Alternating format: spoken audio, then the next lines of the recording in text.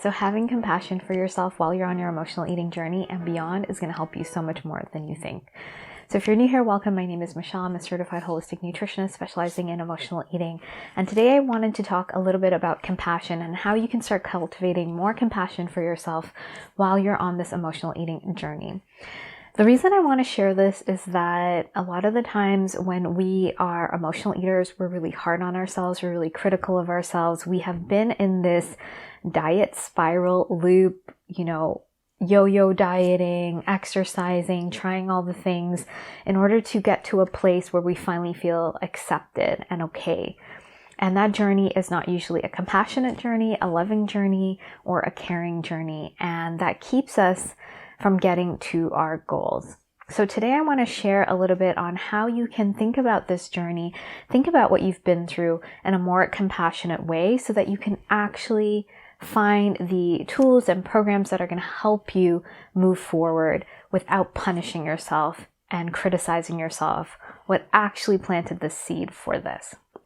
So compassion might be something that sounds a bit woo-woo and out there, but compassion really is about understanding yourself, accepting yourself, seeing where you're at right now. It helps you to drop into acceptance so that you can start your journey from a really grounded place. When we are chasing after the diets and the pills and the surgeries and doing all the things, trying to get ahead, the voice in our head is usually very critical and negative. And that voice actually puts our nervous system into a fight or flight mode that pulls us away from our goals. When we're in this chronic stress state, we are shifted into having weight gain, mood imbalance, inflammation, digestive issues. If this is sounding familiar of all the symptoms you're trying to get away from, you're doing that by punishing yourself and trying to be really restrictive and controlling.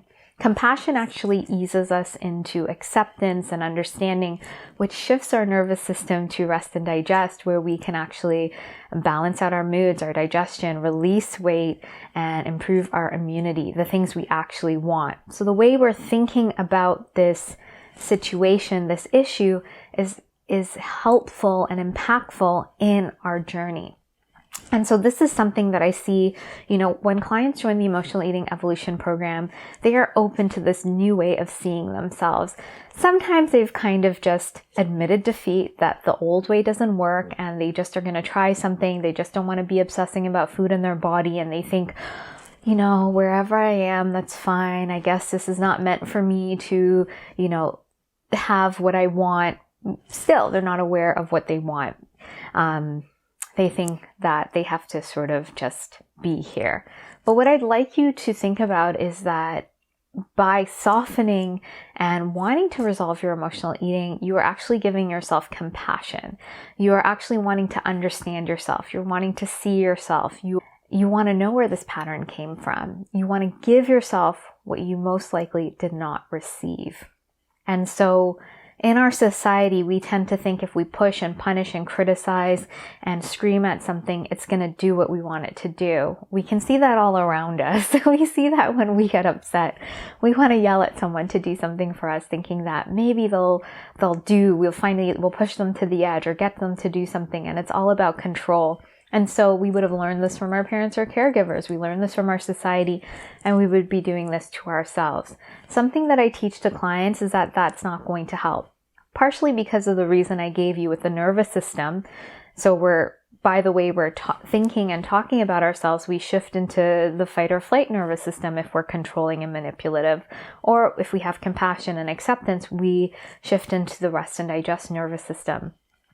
In this calmer state, if we are learning about what's going on with our emotional eating and wanting to understand ourselves, we open ourselves up to new perspectives. We open ourselves up to a new way of looking at this pattern, looking at it as a way, and one of my clients said this really beautifully, as a way that this is the only way we knew how to survive. It's the only way we knew how to get by.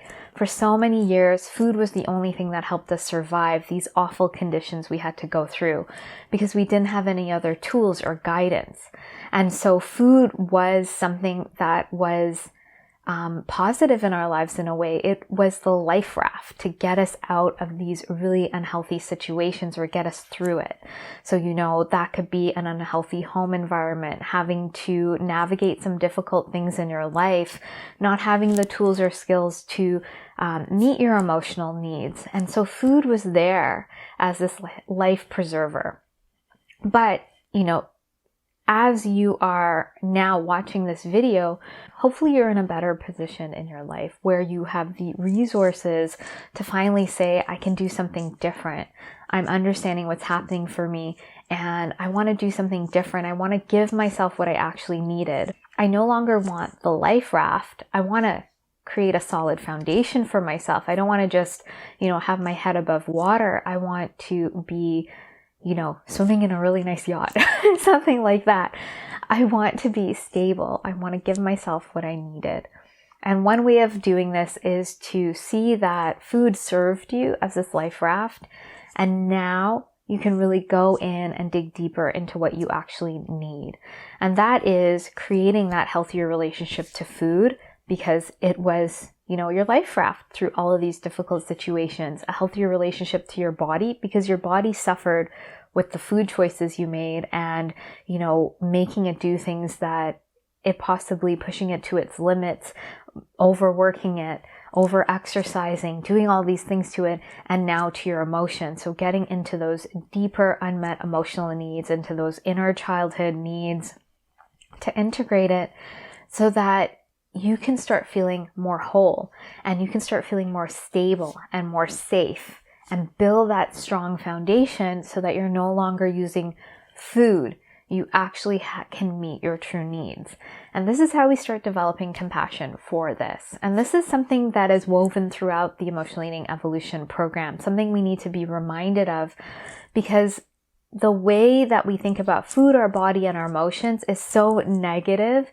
And even in our society, these messages are bombarding us about food. We have to restrict, we have to control, this is good, this is bad.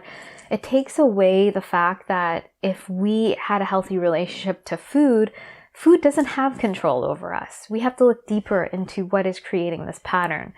And to our body, our society wants us to think if we look a certain way or if we're a certain way, then we'll be loved and accepted. We have to pull back our power and look at what our body actually needs. What are its rhythms and rituals?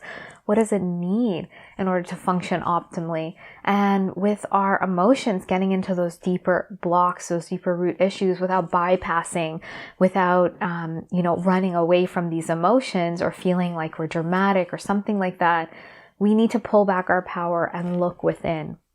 And this is going to create compassion, because now you're understanding yourself on this deeper level and knowing that food doesn't have power over you. Your body doesn't have power over you. Your emotions don't.